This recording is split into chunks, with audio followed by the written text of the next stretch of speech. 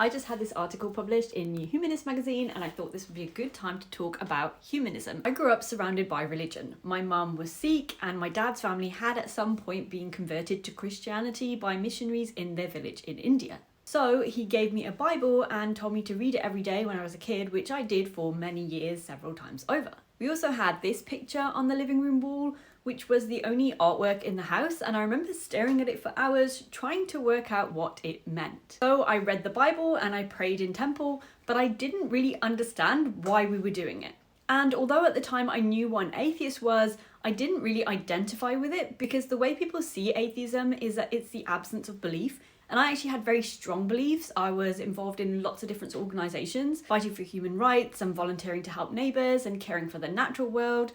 But I was drowning in conflicting religions, where people outright told me that I was going to burn in hell if I didn't believe what they believed. Now that didn't come from my family, it came from my peers at school. As I went to a school where 98% of the children were Muslim, most of the girls wore headscarves. I was constantly told not to expose my arms and to cover my hair, to repent, and various other things related to other people's religions. And I just found it kind of sad, honestly, that this religion appeared to allow the boys complete freedom while the girls had very little, if any. Then my first boyfriend at 17 was a devout Hindu from a high caste. I knew what the caste system was, but it's not something I was raised with, and I didn't relate to any of these conversations about tradition or belief based on religion. So I spent a lot of time learning and questioning these different belief systems, and I was open to different religions. My boyfriend gave me rosary beads and I meditated with them. I got into meditation as a result of that, which I'm very grateful for, but I didn't understand what the chants meant or why they were aimed at some random guru.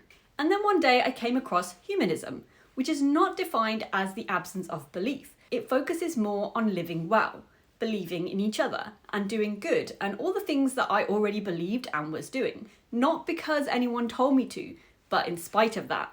Because to me, those were the right things to do. And this is a slogan of Humanist UK. Think for yourself, act for everyone. I have no problem with people believing whatever they want to, but I draw the line at having religious beliefs pushed onto me. I don't think that that's okay. And of course, not every religious person does it, but in my personal experience growing up, almost everybody did.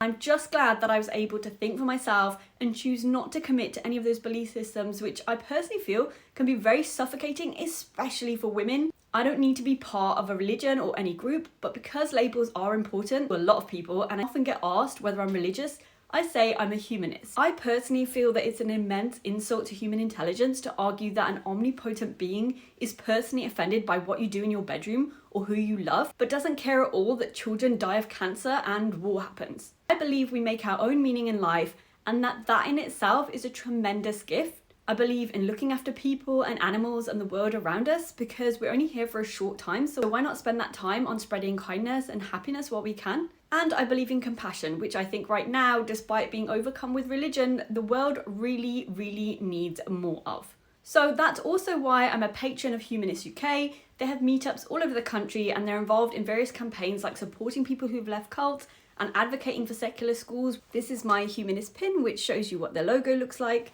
And if you want to read the article, it's in this issue of New Humanist, and it's about the Finnish schooling system and how it teaches children to think critically.